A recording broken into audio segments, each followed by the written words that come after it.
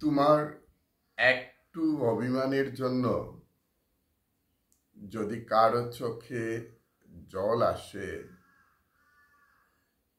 তবে মনে রেখো তার চেয়ে বেশি কেউ তোমাকে ভালোবাসে না। তাই ভালোবাসার লোকটাকে অবহেলা করবে না। যে ভালোবাসে তাকে উপযুক্ত মর্যাদা দেবে। তোমার অভিমান দেখে তার চোখে জল এসে গেছে, সে অভিমানও করছে তোমাকে নিয়ে।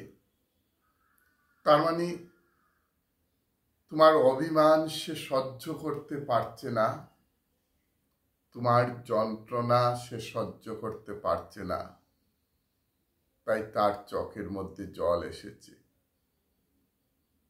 তাকে উপযুক্ত মর্যাদা দিন, তার প্রতি সহনশীল হন। আপনার ভালোবাসা তার প্রতি উজাড় করে দিন। আমাদের মনে রাখা উচিত, জীবনকে কেঁদে ভাসিয়ে দেওয়ার চেয়ে হেসে উড়িয়ে দেওয়া অনেক ভালো। আপনার জীবনটাকে কেঁদে ভাসিয়ে দেবেন না, বরং হাসি খুশিতে ভরে দিন নিজের জীবনটাকে। আপনি যতই হাসবেন, যতই মানুষের সাথে মিশবেন, ততই জীবনে আনন্দ উপভোগ করবেন। তাই হাসি খুশিতে ভরে দেওয়া হলো আমাদের প্রত্যেকের দরকার। নিজের জীবনটাকে কেঁদে নিজের মন এবং নিজের শরীরটাকে নষ্ট না করার চাইতে সব সময় আনন্দে হাসি খুশিতে আমাদের জীবনটাকে ভরে দিই। একটা জিনিস আমাদের প্রত্যেকের মনে রাখার দরকার, আমরা অনেক সময় সেই ভুলটা করে থাকি এবং সেই ভুলের জন্য সমাজের একটা বিরাট ক্ষতি হয়ে যায়। যিনি বা যে মানুষগুলো সমাজে ভক্তির পাত্র, সমাজে যারা মান্যগণ্য, যারা ভক্তির পাত্র, তাকে যদি ভক্তি করার মতো ক্ষমতা তোমার না থাকে, অন্তত তাকে উপহাস করার মতো অসৎ কাজ থেকে নিজেকে সব সময় বিরত রাখো। যে লোকগুলো আমাদের সমাজে ভক্তির পাত্র, যে লোকগুলো সমাজে সম্মানী, তাকে সম্মান দিতে গিয়ে যদি তোমার আত্মসম্মানে লাগে, কিন্তু তাকে সম্মান দিতে গিয়ে তোমার মানসিকতায় যদি বাধা দেয়, কিংবা তোমার ইগো যদি বাধা দেয়, তাহলে অন্তত তাকে নিয়ে উপহাস করো না। তাকে নিয়ে উপহাস করা মানে একজন সম্মানী মানুষকে হেয় প্রতিপন্ন করা, এবং এত বড় অসৎ কাজ থেকে নিজেকে সব সময় বিরত রাখা উচিত। আমরা সব সময় দেখি যে সহজ সরল মানুষগুলো সমাজে একটু বিপদে পড়ে। তাই আপনি এতটুকু সহজ সরল হবেন না, এতটুকু সহজ সরল হবেন না। মনে রাখবেন, জঙ্গলের যে সোজা গাছটা রয়েছে, সবার প্রথমে সেই কাটা পড়ে। তাই নিজে এতটুকু সহজ সরল হবেন না, কারণ সেই জঙ্গলের গাছের মতো ঠিক তেমনি সহজ সরল ব্যক্তিরা বিপদে বেশি পড়ে। তাই নিজে এতটুকু সহজ সরল না হওয়াটাই ভালো। একটা জিনিস খুব ভালো করে আমাদের খেয়াল রাখা উচিত, যে ধনী এবং গরিব যারা রয়েছেন, সেই ধনী এবং গরিবের মধ্যে পার্থক্যটা হলো যে ধনীরা খাবার হজমের জন্য দৌড়ায়, তাদের নিজেদের খাবার হজম করার জন্য সব সময় দৌড়াচ্ছে, আর গরিবেরা খাবার জোগাড়ের জন্য দৌড়ায়। এটাই হলো ধনী এবং গরিবের মধ্যে পার্থক্য। অহরহ গরিবরা দৌড়াচ্ছে খাদ্য সংগ্রহের জন্য, আর ধনীরা হয় সকালবেলা না হলে সন্ধ্যাবেলা দৌড়াতে থাকে নিজেদের খাবারটাকে হজম করার জন্য। এই বড় একটা পার্থক্য রয়েছে ধনী এবং গরিবের মধ্যে। একটা কথা আমরা সব সময় দেখি, সমাজে যার টাকা আছে তার কাছে আইন খোলা আকাশের মতো। সে যে কোনো অন্যায় করলে সে রেহাই পেয়ে যায়।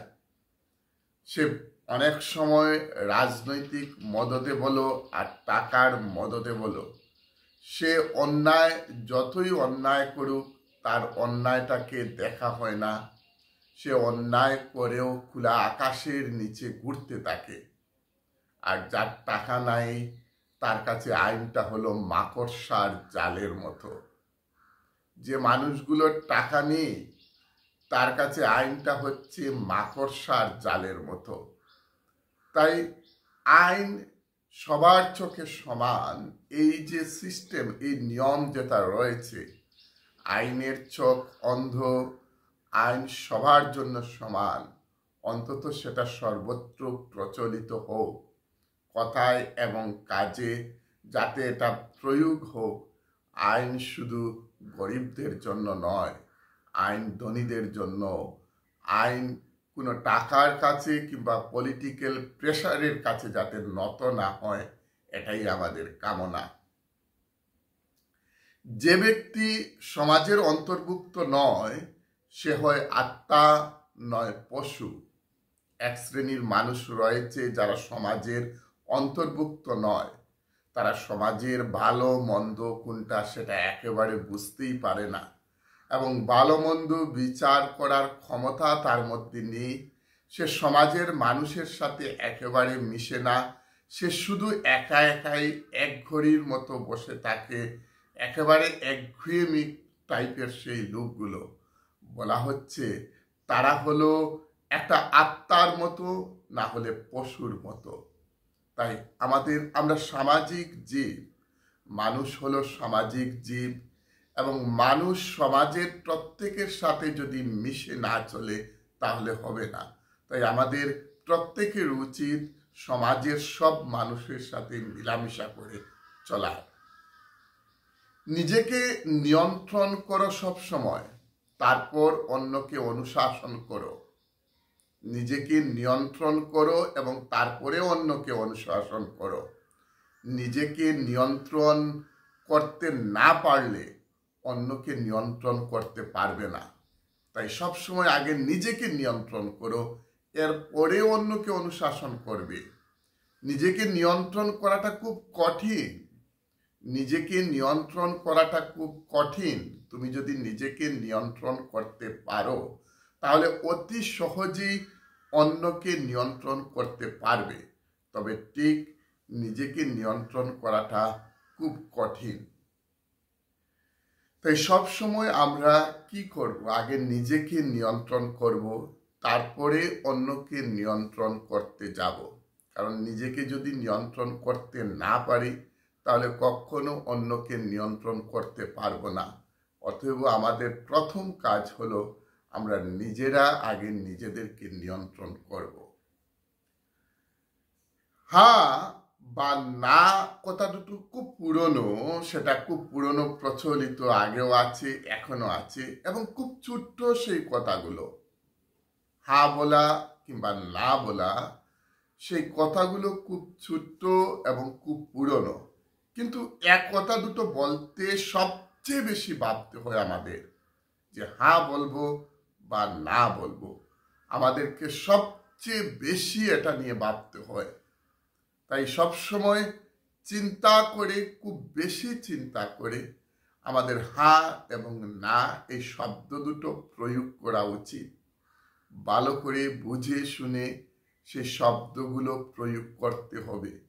খুব বেশি চিন্তা করে সেগুলো প্রয়োগ করার প্রয়োজন, কারণ শব্দ দুটো ছোট হতে পারে কিন্তু সেই শব্দ দুটো হলো অনেক বড় মাপের, সেই ওজন রয়েছে সেই শব্দগুলোর মধ্যে। তাই ছোট শব্দগুলো দেখলেও সেটার মূল্য বা মান অনেকটা উপরে। তাই অনেক ভেবে চিন্তে আমাদের সেই হ্যাঁ বা না বলাটা প্রয়োজন। সবসময় দেখবে যে যার যোগ্যতা যত কম তার অহংকারটা তত বেশি। অযোগ্য মানুষই সবচেয়ে বেশি অহংকার করে। যোগ্য মানুষ কখনো অহংকার করে না। যোগ্য মানুষ কখনো অন্যকে খাটো করে দেখে না।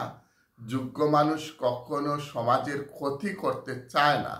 কিন্তু অযোগ্য ব্যক্তিরাই সমাজের কাছে সবচেয়ে ভয়ঙ্কর। এরা সব সময় অন্যের ক্ষতি করতে চায়।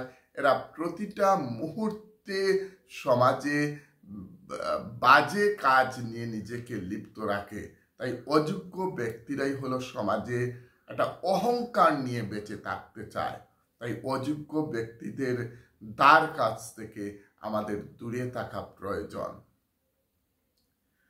একটা জিনিস দেখবেন যে শব্দের চেয়ে আলোর গতি অনেকটা বেশি।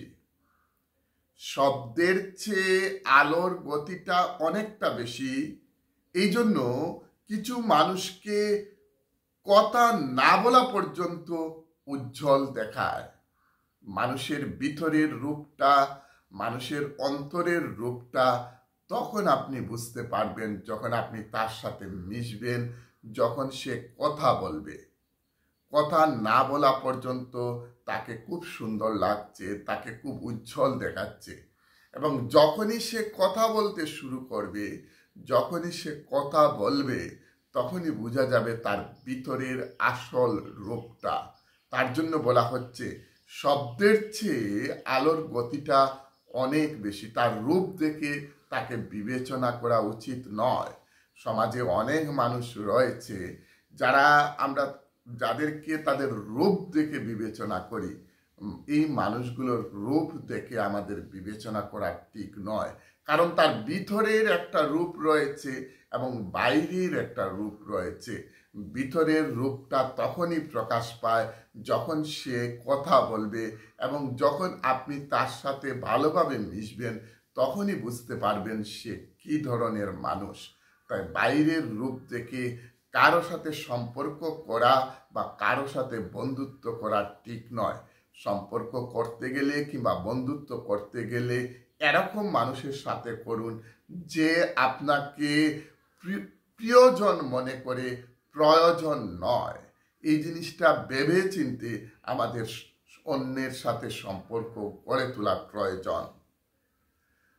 কাউকে নিয়ে সমালোচনা করাটা খুব সহজ। আমরা যে কোনো সময় যে কাউকে নিয়ে সমালোচনা করি, এটা খুব সহজ, একেবারে সহজ।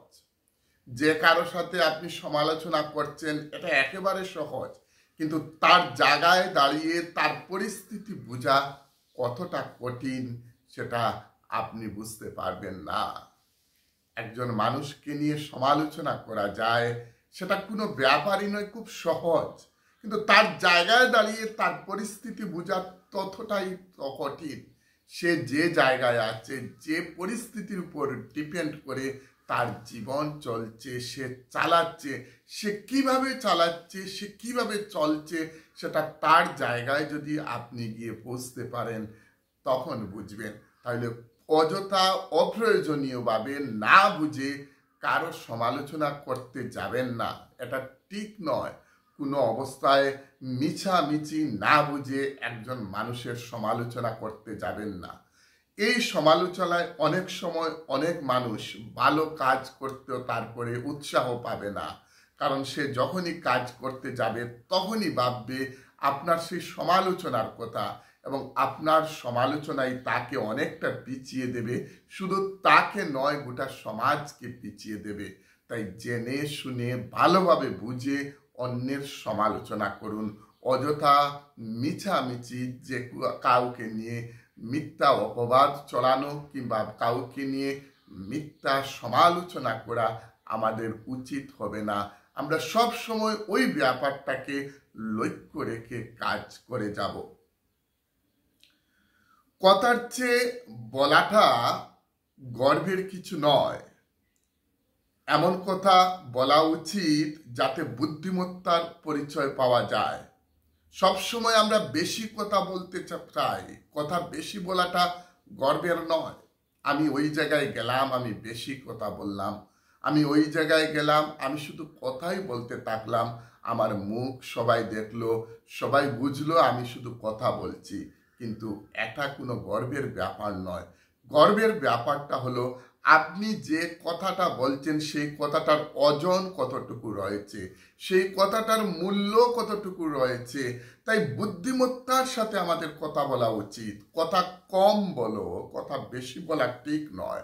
কথা যত কম বলবে ততই ভালো, এবং কথা কম বলে উপযুক্ত কথা বলো, বুদ্ধিমত্তার সাথে কথা বলো, যে কথাটার ওজন থাকবে, যে কথাটা সবাই মানবে, যে কথাটা সবাই শুনবে, এবং আপনার কথার দ্বারা সমাজের উপকার হবে, পরিবারের উপকার হবে। তাই কথা বেশি বলাটা ঠিক নয়। কথা বেশি বলাটা হলো বোকামি, এবং কথা বেশি যত বলবে ততই তোমার ভুল হবে। কথার মধ্যে ওজন রেখে, কথার মধ্যে বুদ্ধি রেখে আমাদেরকে সব সময় চলার প্রয়োজন। তাই সব সময় এই কথাগুলো মনে রেখে যদি আমরা আমাদের জীবনকে পরিচালিত করি, আমরা জীবনকে যদি এগিয়ে নিয়ে যেতে পারি, তাহলে অবশ্যই আমার জীবনটা, তোমার জীবনটা, আমাদের প্রত্যেকের জীবনটা সুখে শান্তিতে ভরে উঠবে। এবং সব সময় ওই জিনিসটা মনে রাখার প্রয়োজন যে আমরা অযথা কারো সমালোচনা করব না, আমরা মিছামিছি কাউকে নিয়ে বাজে মন্তব্য করব না, আমরা হঠাৎ করে বেশি কথা বলবো না। যোগ্য মানুষ যে রয়েছে তাকে উপযুক্ত যোগ্যতা সম্মান দেব আমরা, কারণ তাকে যদি আমরা সম্মান না দিই তাহলে সেটা অন্যায় হবে। এই জিনিসগুলো যদি বুঝে আমরা জীবনে চলতে পারি, তাহলে দেখবে জীবনটা অত্যন্ত সুন্দরভাবে এগিয়ে যাচ্ছে। তোমার আমার প্রত্যেকের জীবন সুন্দরভাবে চলছে। আজ এতটুকু, অনেক কিছু বললাম। কাল আবারও নতুন কোনো বিষয় নিয়ে আবারও আপনাদের সামনে উপস্থিত হব। ততক্ষণ আপনারা ভালো থাকুন, সুস্থ থাকুন, আনন্দে নিজের জীবনটা কাটান, সবাইকে নিয়ে ভালোভাবে থাকুন। যত পারুন দুঃখকে পিছনে রেখে শুধু হাসতে থাকুন, মানুষের সাথে মিশুন। যে বন্ধুরা নিজের আপনজন মনে হয় তার সাথে মিশুন। কখনো নিজের প্রিয়জন বা আপনজনকে দুঃখ না দিয়ে তার সাথে খোলাভাবে কথা বলুন। দেখবেন নিজের মন পরিষ্কার হচ্ছে, নিজে আনন্দ উপভোগ করছেন, নিজের সুখে শান্তিতে নিজের জীবনটা আপনি কাটাতে পারছেন। না হলে শুধু আপনার জীবনে দুঃখ আসবে। ভালো থাকবেন, সুখে থাকবেন, আনন্দে থাকবেন। আজ এই পর্যন্ত। কাল অন্য বিষয় নিয়ে আবারও আপনাদের সামনে উপস্থিত থাকবো। ততক্ষণ আপনারা ভালো থাকুন। জয় হিন্দ।